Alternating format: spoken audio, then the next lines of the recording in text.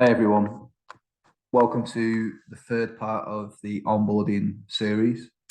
On this video, I'll be showing you how to complete an existing work order that's already been created. So typically a PM or a follow-up work order, a service request potentially as well. So I'll use a PM for the example, but again, many of the processes and many of the steps I take you through on this video translatable regardless of the work type of the proactive work type. So I will mention the other work types as well, but on this video it'll be a PM that I will take you through. So again, I'm going to use Maintenance Connection Express to demonstrate this process, but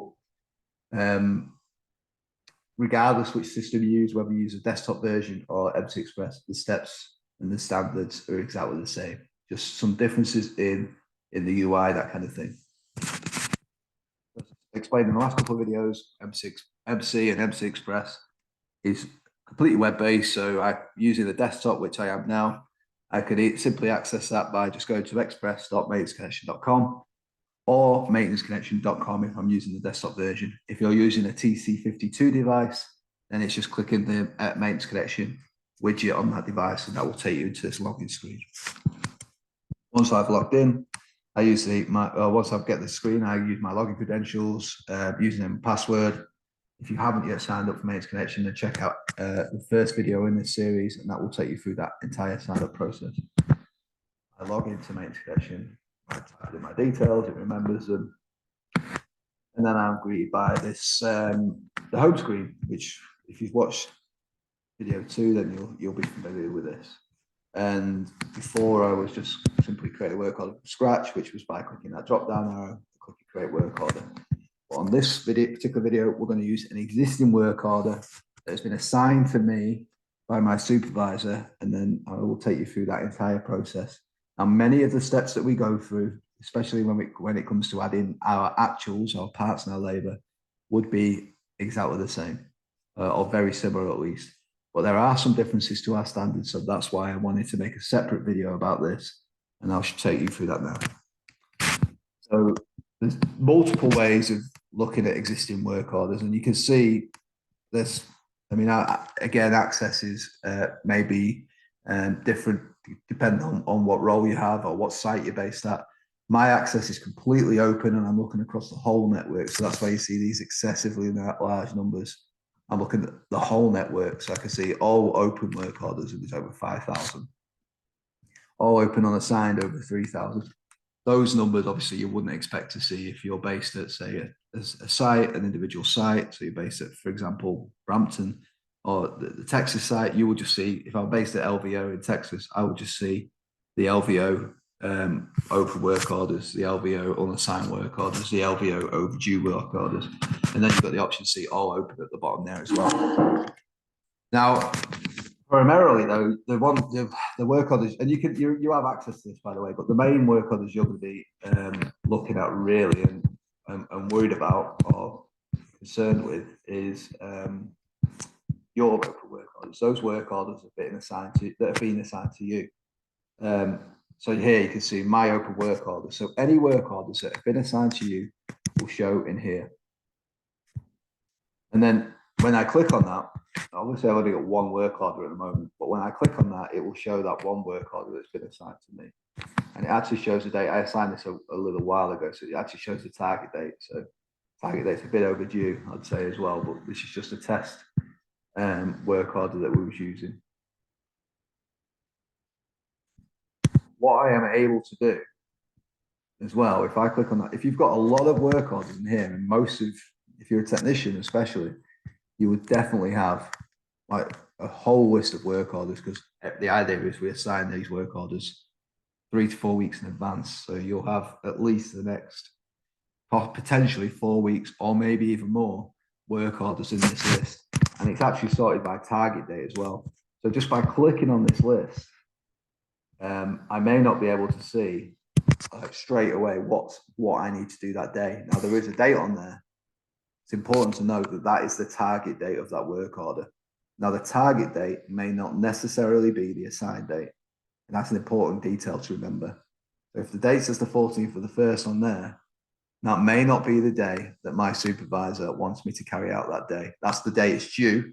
That's the last day we need to get it done, really. And then sometimes they do go overdue, but that's the kind of the day we need to get it done by. But if it's been planned, take a sorter, for example, maybe a crisp plant sorter or a Bombay sorter. The due day may be for, let's say, the 30th of the 1st, or the last day of the month, potentially. But the supervisor has planned that in with operations because downtime's required, that kind of thing. And the day with that piece of kit is available to us, that Bombay sort is available to us, may not be the 30th. It may be up to 2 or 3 weeks, 4 weeks in advance of that. So at any point during that month. So that date really it's an important date to look at, but it's not the date that it should be assigned to. And you can actually look at, if you click view assignments, it will default. So I'll go back to that and I'll just click on the back button to go back. So again, this would be a list of work orders, but to look at the date that what's been assigned to me for that day. So I've logged in on my device, or I've logged in on my desktop, and I want to see what's been assigned to me that day. I click on the down arrow in the top right corner and click view assignments. And then that will show, and it says there are no matching records. That's because nothing's been assigned to me for today. But that will show any work orders that have been assigned to you for that day. And then you can change the date as well. Obviously up here, you can click on the date. You can have a look at what's been assigned to you tomorrow, for example, or what's been assigned to you previously. So that is the way. Again, I'll just go through that step very quickly again. Just go back.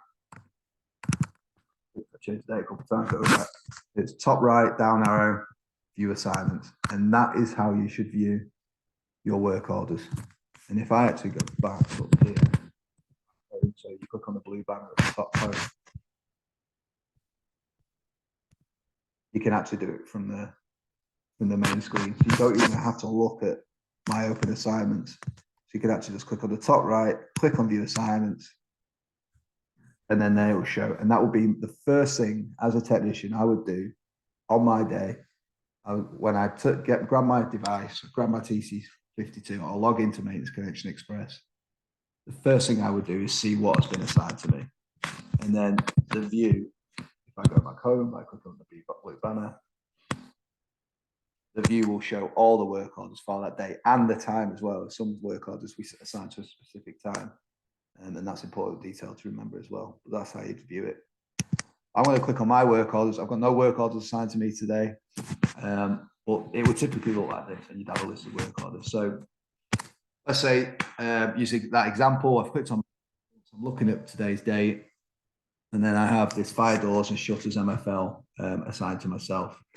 And it's really simple to do. I'm going to say, right, I'm going to go ahead. I've decided to do this work order. I'm going to click on this work order and I'm going to open it up. And then you greet with a page that may be familiar to you already if you've seen the last video where we create a work order. But this is a slightly different. So if you remember on the second video where we created the work order, we didn't have any tasks and we didn't have any assignments. In fact, these two sections here were almost completely redundant. We just simply didn't use them because we created that an emergency work order, reactive work order. This is a proactive work order. So by proactive, I mean that it's been created before the work has been done. So that would typically be a preventive maintenance work order, so a PM that's generated by the system on a typical frequency, like maybe weekly, daily, monthly, 6 monthly, annually, whatever it may be. It's generated by the system. Then the supervisor or the planner would assign that to the technician. So he assigned it to me in this case, and then in advance. So that's just something that generates. We also have follow-up work orders, which is kind of a hybrid of a created work order and like an emergency and a PM, where it is a proactive work order in the sense that we've recognized something needs repairing before that failure event. But it isn't automatically generated, or in most cases, it's not automatically generated, and it's actually created by a technician who's carried out a PM like this and found something wrong, and then but it's not an emergency. It doesn't need, needs planning in, that kind of thing. So they would create follow-up work orders, a follow-up work order from that PM again, and then that exact same process, it would be planned and assigned accordingly to the technician. We also have service requests, which is typically things for ops that would, or safety or security or whoever, they would submit service requests or a ticket to maintenance connection or to the maintenance department for a particular request and that would be something that's usually non-MHE related, not an emergency. You'd still get most of those emergency stuff and those MHE calls, they would still come through the radio, over the radio, the usual way. Anything that's non-emergency, project work, facility related things, they would come through service requests. And again, that's another proactive work order. So they're kind of your three main proactive work orders types. Again, if you look at video 2, reference the playbook in there as well. Highly recommended that you familiarize yourself with those work types and what type of work types mean, or suit what type of work order and how it interact. These work types interact differently, because that's such a super important thing to know. So I'll definitely look at that. Anyway, going back to this PM work order, we know it's a PM. It's got, if I click on tasks, a whole series of tasks once it loads up for us to go through and make sure that once it loads, so you can see a whole series of tasks. Now this is slightly different, and sometimes you'll see work orders like this. And the reason I wanted to use this work order because we have a few PMs that operate in this way. Now, sometimes if a PM, I want to show you this first, but this is kind of, this is something that incorporates two versions of a task list. Now, there's two different task lists. Sometimes the task list will be a list of tasks to carry out against an asset. So you get a crisp plant sorter, a single asset that is, and you have a 6 monthly PM, and it will be a list of tasks. Do this, do that, check this, check that. They're very simple to do, and that's just your normal task list.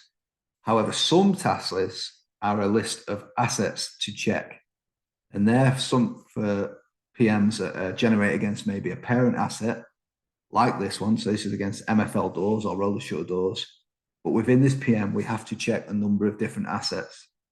And that's what this is. You can see asset quad 4, asset door 2, door 1, door 3, all the way through south. All different doors for us to check. So you can see how the task list can be different depending on the type of PM. And there is actually, if I scroll further down, you'll see that there is actually also tasks to carry out against all these assets.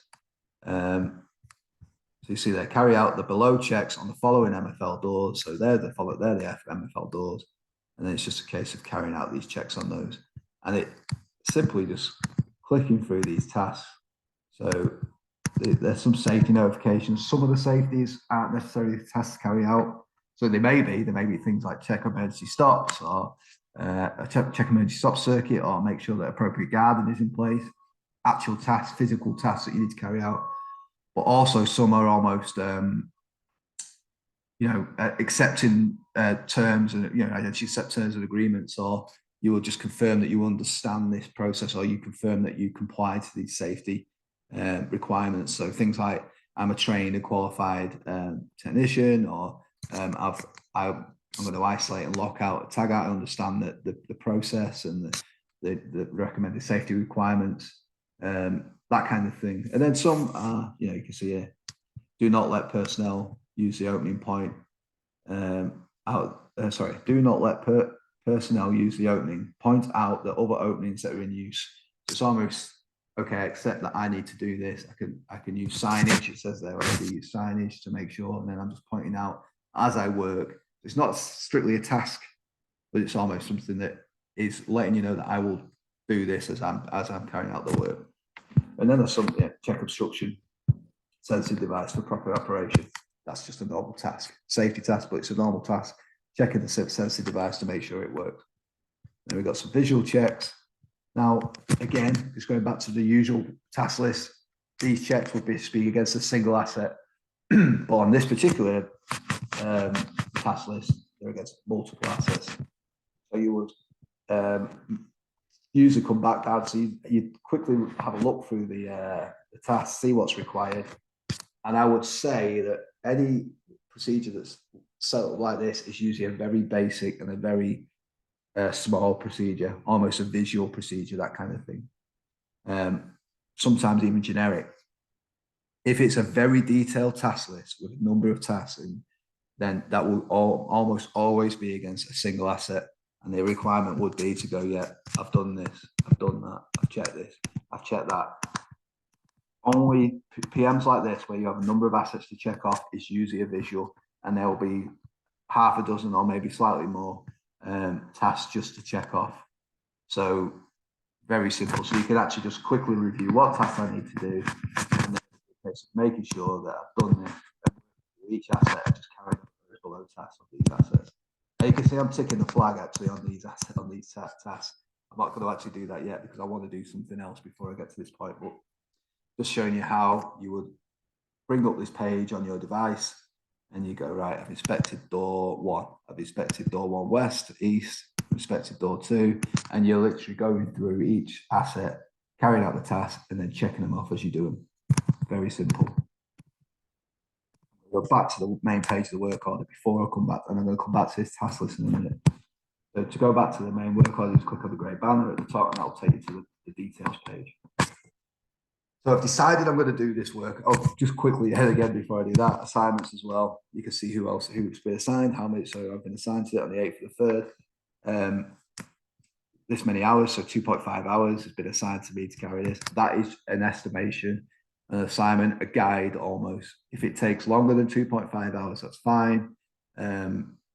Obviously, you put in detail in, we'll get to that in the labour report later, where you put in the detail as to why maybe it took a little bit longer. Also, likewise, if it took less than 2.5 hours, or 2.5 hours in this case, then that's also fine as well. But we just put in the detail maybe as to why it took less. And also, we just be, the main thing is to be as accurate as possible. That's the main thing. Now, if you remember, if you watch video 2, I showed you how to enter hours after the fact, and I referenced a timer on there as well, which is a really good way of putting in your hours. And that's the first thing I'm going to do. So I've opened it. I've decided I'm going to do these MFL fire doors, roller shut doors. I've opened the work order on my device. I'm just going to go back to the beginning and just take you through that process again, just so we fully understand that. So look, clicking on my assignments, click view assignments, like that, and then I get the list of, obviously just clicking because I haven't got any view assignments to view, and then I'm greeted with a list of assignments for that day, and I'm choosing this top one here. Open up the work order. Right, I'm going to go and do this work order. So I click on the drop down box, and I can hit the start timer. Drop down box, start timer. This will start a labour record timer for this work order. Do you want to proceed? Yes, I do. So what's happened now is a timer is now activated. You can actually see work order has started at 11:39. So a timer is now started. Now I'm going to grab my tools. I'm going to make my way down to the that visual route. This is a visual PM, obviously. There's a lot of assets. Actually, it says internal, but that's because it's there is downtime required, but it's a group of assets. So it's a route. It's an internal route. So I'm going to make my way down to this internal route, these MFL doors. I'm going to start my inspection. The timer's on. So I'll make my way down. I come to my task list. Task. And then I start following this PM. So again, carry out the below checks on the following MFL doors. So I'm just going to quickly reference the checks, make sure I know what I need to do. So I need to check that that the doors are not obstructed and clear. I'm going to inspect moving parts. And I would say it's a good idea on these types of work orders that you reference this list at the beginning of every single door that you hit, just so it keeps you until you're familiar with that. And you actually go through these steps on every single door, and you're not just going through the motions almost. Again, on a typical procedure, you would just be following a list of tasks. And I'll show you a normal procedure at the end of this video as well, so you can see what I mean. So it's just a case of going through and working through these tasks, working through these assets in this case, and ticking them off. And all I'm doing is hitting the green flag, saying, yeah, I've done this. done that, and working through. Very simple, very easy, but very easy to keep track of where you're at, especially in what some of the involved. Say it's on a crane system or a big sorter, like an annual on a sorter, maybe a lot of tasks, like a lot of tasks. You'll see it. You'll see this. It's very important that you click through as you go. It helps you keep track. I can actually open the task up as well. If you want to add more details, so I've just clicked on the task, and you can see as well that I've got more options. So I can still quick save and next on here, but there's actually options for readings. I can say if the task has failed. I can add comments as well. Or I could also say if it's not applicable. And then if it's complete, obviously. So I'm just going to take you through these quickly. So readings. The reading, if a task is asking for a meter reading, and that we do have those tasks in there. So it's things like voltage reading, temperature reading, maybe runtime hours, man hours, whatever it may be. It will ask for reading, and that's where you enter that reading in there without any units. So what I mean by that is, if I was asking for a voltage reading or current reading, and I measured it, this task, say I'm looking for a current reading on a motor, and I measured the motor, the phase of the motor at 1 amp, I would not put 1 amp. I would just put, you want to ignore the units and just put 1. You just want to put the value in there. Same for voltage. If it's say 24 volts, I would just put 24. Temperature, if it's say 70 degrees Fahrenheit, I would just put 70. That's the readings we're putting in. So if a task asks for your reading or hours as well, 5,000 hours, just put 5,000. You're just putting the value in there. That's it. Initials will auto populate to whoever's closing off the work order. Or completing the task. So when I say complete, whatever user does that will auto populate. If someone else has carried out that, then they should be completing the task. There is occasions where you would need to put the initials of someone else. That's usually reserved for supervisor, but that option is available. Failed, has the task failed or not? So say this was check bearings on end pulley, for example. That was the task, and the bearings were worn, deteriorated, needed replacing. I could click that failed, and that would then automatically fail that task and notify the supervisor that we've failed a task. Or I could click no, leave it as no if there's nothing wrong. There's also an option for not applicable, and what that means is this task applicable to the asset or the route? Now, on the majority of PMs, especially internals, they will be specific. The task will be specific to that asset. So it's rare on an internal, certainly, that you would use the option to select not applicable, but there is occasions where you would. On a visual, this is probably more relevant, I would say, because some of the visual tasks are a little bit generic, and maybe you are checking for air, like pneumatics on a particular conveyor, and there isn't any pneumatics, so you would just say checking for air leaks, for example, as a task. It's not applicable. So I'm saying yes, it's not applicable. And then obviously complete, that's just akin to completing, clicking the green flag. Now, if I'm failing a task, this is where the next, I'm going to click no, so it is applicable. If I'm failing this task, then this is where the final field comes into play, really. You need to put in, you want to put in detail as to why you failed. So say this task was inspect bearings, what I mentioned before. So inspect bearings on end pulley, I could say bearings running extremely hot and making a loud noise, need replacing. So it's still running. So this is where it's not an emergency. It's still running, but it's something that we need to, and I know this isn't, we're not checking the bearings, but I'm just making a note, I'm failing the task, and I'm saying at some point very soon, these bearings will need to be replaced. And I'm adding that comment in there.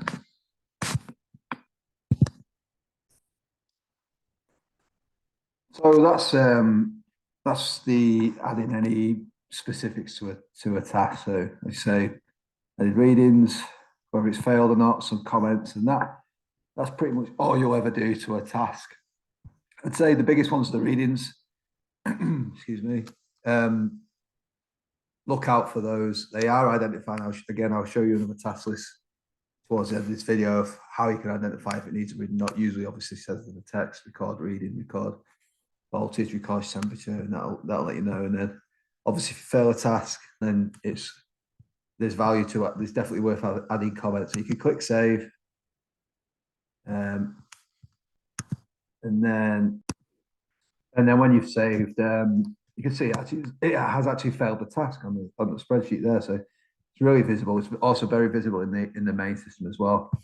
I could have completed that task and it's failed. So that's pretty much completing, going through the task, completing them, making sure everything's filled out as required. Again, meter readings, yes, no, fail, pass, or not applicable if necessary as well. But that's rare. But also that is something you could use. And then working through, and then the main thing is, the most important thing is to only complete tasks that have been carried out. So obviously, I think it's 2.5 hours to complete this. You only complete the tasks that you've done. That's really important, especially for those big PMs. And then you could even put notes to that in the labour report as to why all the tasks wasn't complete. And then what we can do is either the supervisor could then make the decision to reissue that PM if needed to fully complete it, or if there's only 1, 2, 3 tasks that need finishing off, then that could be created as follow-up work as well. So there's 2 things. So it's important not to complete a task if it's been done. Not to complete a task if it hasn't been done, sorry. And only complete those tasks that you do. So if I was to do all the assets and maybe I can get to door the fire shutter 1, north quad 4 by the throw on.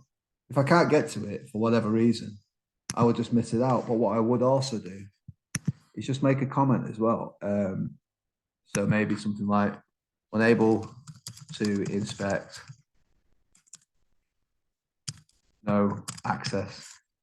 And then that's just a little note for the supervisor as to why that wasn't inspected. And then that could actually be created as follow-up work, or like I said before, be reissued as well. If you notice, I'm just always clicking back on this grey banner just to come back to the details page. Let me just go back to that work. Go back at the work order. I'm on the main details page. Again, if you watched the second video, we can add attachments. So if there's any failings or anything like that, or if it failed, you could actually click on the drop down and you could upload an image, upload a document. Again, if you watch the second video, there is an option if you're using a device with a native camera, not a desktop PC, but a mobile device or something like that. There is an option where it will say take photo. So it's a really convenient and quick way to take an image of something you found on a PM that you want to reference it, as a failure or anything. It may not be a failure, just something that you've spotted and you want to let the leadership team know that this needs looking at, or anything really, any photo of that machinery, even if it's a photo of the condition of it, anything. But that would be click on there and take photo, and then your camera would open and you could take a photo and attach it automatically to the work order. So that's attachments. So exactly the same is a really handy tool. Saves you, and you can actually put on the labour report, we'll get to it in a minute, see attachments or see photos or something like that. And so much easier than typing things out and try to describe some of the things you found. Recordings as well, by the way, could be added. And then parts, if you use any parts, not always do you use parts on PMs, but I suppose sometimes you do, but not as often as say an emergency or a follow-up. But certainly for a follow-up work, again, click on parts. If you watch the second video, exactly the same. Obviously, this will default to whatever repair centre you're in. So maybe, for example, find the part. Could say something like a belt, for example, and then you just find the belt. Let's say it's that one there. I mean, obviously, I was pretty generic there, pretty vague. So you actually put in the part number, you can put in the vendor number, you can put in the bin number, you can put in 8 inch wide. Something a bit more descriptive than belt, obviously, to find the part. But locate the part, And I'll do a separate video on locating parts as well. Yeah, it's actually giving me a note there. So this is a belt that we don't have any in stock. So insufficient quantity of parts shows available. So that's a good note. So if that is the case, then it's worth letting your parts clerk know that you've used this part and there's something wrong with the count or something like that. Obviously, it's saying that because there isn't any on hand in this case, but that's always good. That's a good little note. A good example in the video. Just letting your parts clerk or your supervisor know that you know there's something wrong with the count. Because saying we've got none on hand, even though we've obviously just used one. So yes, I'd be aware of that. Go back to the work order. So parts and labour. Now, labour I've not touched on. Now, if you remember, I used the timer. So it's actually saying I've started. So it's showing, and you can manually add labour. So if someone else helps you out, obviously I'm only recording my own hours, but you can actually add, someone else to this. So I could add Andrew Fleet, for example, for maybe he helped me out for 0.5 hours or half an hour. Just helping out with the PM maybe. So I can add other labour, or you can add more hours manually to yourself. I'm not going to do that on this PM. So I really want to show you how the timer works. So if you remember, I used to start the timer, and now I've got an option to stop the timer. So I'm going to click stop. You can see it says invalid timing for some reason. So let's just set the time in because this is a test asset, so it doesn't really like that. So let's just say you can actually adjust this. So even though I've used the timer, you can actually, when this window pops up, you can still adjust it. But let's just say, yeah, that's why. Okay, that makes more sense.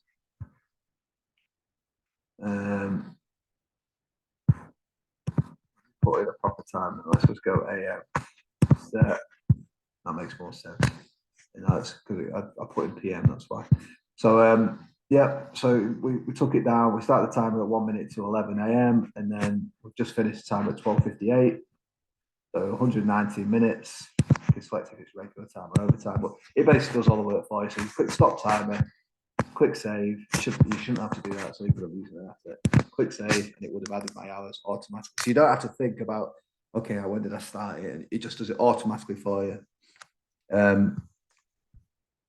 And then really it's complete and closed. There is just one more little thing I want to show you, one other option, which is quite important, is creating follow-up work. So if you did find something wrong with this in here, now I did mention before you can fail a task and it will automatically create follow-up work. There is another way to create follow-up work as well, and that's manually creating it. So you can actually, if you don't fail the task, so if you find something, or maybe it's not one of the tasks, or if you find it, maybe you've added to the labour report. The important thing is you create follow-up work. You can actually manually create as well. So you can click on the drop-down box and you can click create follow-up work order. And then it says follow-up work order, the original work order up there. And just close that off for a second. And you can actually change that and say maybe belt needs replacing, for example.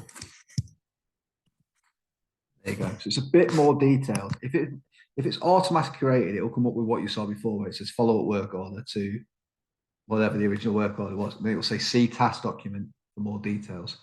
So if you do fail a task, you need to add comments to the work order, else we don't know what the follow-up work order is for. However, if you create it manually, you're able to put then in the main job description what it is. And not only that, you can actually specify how long you think it'll take. Let's say 1 hour. And you can also set the priority. So I'm going to say it's priority 2. So 1, 2, or 3. Now the priority is really important. I will create another video about follow-up work, go into more detail, but quickly while we're showing you this, priority is really important. If it's priority 1, then it sets the target date for a week from now. Priority 2 is 2 weeks. Priority 3 is a month. So we don't have to adjust the target date. All we do is put in the job description and put in the priority, and then click save. Once that's saved, that's it. So it's done. So requested, and and then that's a new work order. Now I need to go back to my original work order. Really easy to do. Just go home, or you could have clicked on the back button. I just like to go home. It kind of resets, and then I just go back to my work order I had open. So we've created follow-up work. We've added our hours.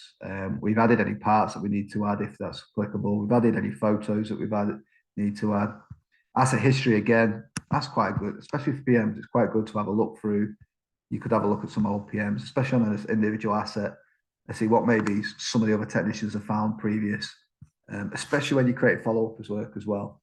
So if you are creating follow-up work, it should notify you if there's a duplicate work order, but you can actually have a look through the history as well. Maybe certainly have a look at the last one that was done and see what did they find, what follow-up work's been created off that. You don't want to create duplicate work as well. So it's good practice to have a look at the history as well. And maybe keep an eye out, see if it's been fixed, something they found, see if it's been fixed, whatever it may be. There is a more work order detail as well, which I'm going to quickly show, but you get to add some certain fields in here, but everything that you can do in here, you're going to do for the complete close window. So it's easier to do it in the complete close window. So again, complete the tasks like we've done. We've added labor, we've added parts, we've added photos. Let's close this out. So click on the checkered flag, or complete this, sorry, not close this out, complete this. So it will automatically be set to completed based on your access. Unless you supervise, it will change to close. You can say things like see attachments, completed as requested, no issues found. Obviously, these are see task document. If you've been adding comments to the task, that's usually a good one to check. But I also like to, if I've not failed a particular task, say I've noticed that the motor is just a slight leak on the motor, very slight. So maybe it's just weeping down the flexible conduit, or maybe just a slight leak in the gearbox or something like that, the reducer. Maybe a slight leak in the reducer, let's say that. But it's not enough to fail quite yet. It's just something to keep an eye on, almost like an advisory.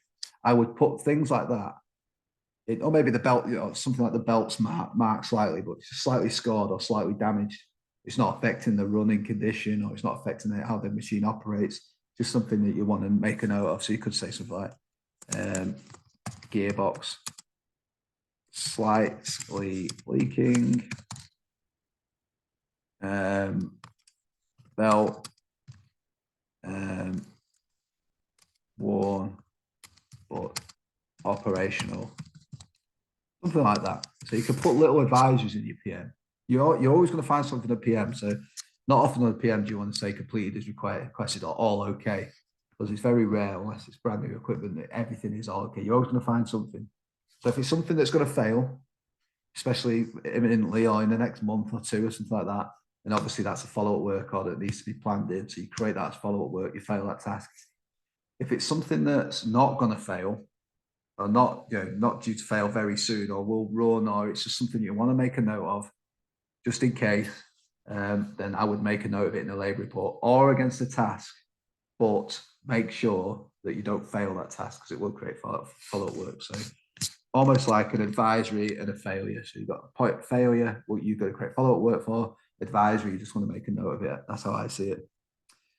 Problem codes we can ignore on a PM. Asset downtime, we don't need to put that in a PM either. So really, it's just add your notes, sign your document, and hit save. And that's the PM done. We create follow-up work, we've completed all the tasks that we've done. If again, just going back to not completing some tasks, obviously the supervisor will be looking through these PMs and identifying when tasks aren't being complete. I would still, if the tasks that haven't been completed, and I should have made a note of that into my labour report, and I can come back to this, by the way. So if there's something I've not thought about, I can actually go back to, there's the labour report there. So I could actually click on that drop-down box and update labour report. I don't have to be in this window actually to do it. I can do that from anywhere in this work order. So say I just want to make a note about some of the I weren't able to complete. So I made a note of it in the test, but just to say unable to inspect all doors, see tasks as to why.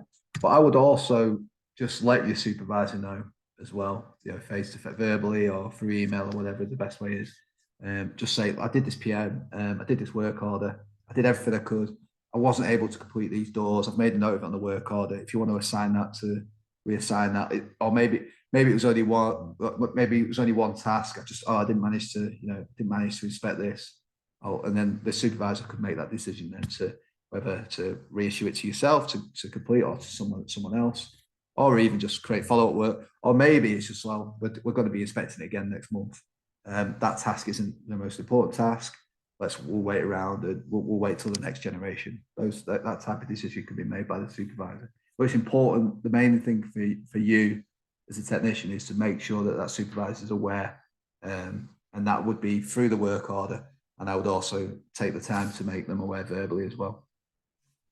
Okay, so you can see I've updated the labor, added a bit more to the labor report there as well. Click save. And the supervisor can also add some detail to the labor report. We've closed the work order out. There isn't a lot more really to talk about on this work order, to be honest. So that's it. That's the work order completed. We've added parts. I haven't, because I didn't want to book a part out, but we've shown you how to add parts. We've shown you how to add complete tasks, add your labor and add any attachments as well. What I want to do is quickly show you another task list. So what else? A more conventional task list, something I was talking about before. So I'll just open that up in a second. So what I'll use as an example is maybe a work order against maybe an RS200 sorter, because that's actually a good example of it's got a couple of things in there. So the way I'm going to find that is by using the global search, and I could actually just type in RS200, click enter, and then this should show me any work orders or any asset. There we go. So any parts associated to the RS200, any assets associated to RS200. And then what I'm looking for is work orders. So currently got 70 work orders associated to an RS200. Obviously multiple RS200s across the network. I could just click any of these. So I'm going to choose the ship sorter 2 an annual inspection, because that'll be a really good one to show you. So this is one of our biggest PMs, and you can see there's 70 tasks against this PM. But the same, everything I've just shown you before applies to this PM as well. So we have safeties, but now this is more of a conventional inspection. So running checks while the sorter is in operation, walk through, look for nuts, bolts, loose. See, it's a lot more of a listen for any noisy bearings, sprockets or sheaves, etc. So you're almost following the method statement. So a little bit different to what we looked at before, a bit more conventional. I would say a bit more clearer. And you can see it's just so many inspections, tasks to carry out.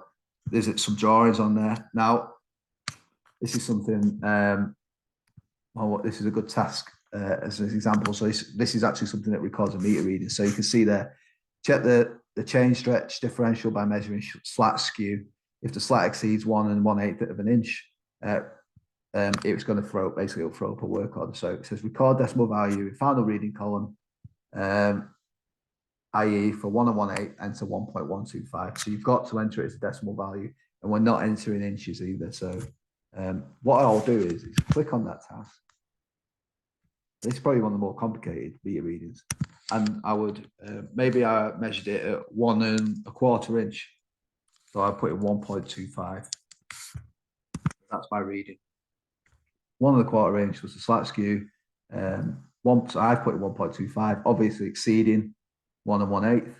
So if I was putting 1.25, that will fail this task automatically. All I have to do is the reading. You don't have to fail it yourself or anything. You can fail it yourself, but it will fail automatically as soon as I exceed that range of 1 1/8. That's the same for any voltage readings. Maybe we're looking for a certain temperature value.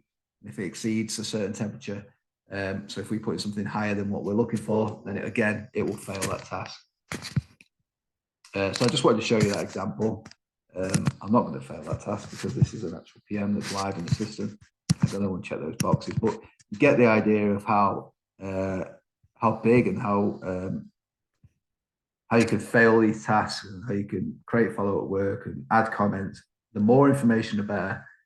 Again, finding that balance of adding enough information, but not to the point of you just spending all day filling out a PM work order. With that, I'm going to go back to the home page. And then I will follow up with another video shortly on follow-up work as well, and maybe get into more follow-up work, creating follow-up work. And we briefly touched on that, and closing out a follow-up work. A lot of those things I'll show in that next video though will be very similar to what we're showing here, because they're both proactive work orders. Okay, thanks for watching.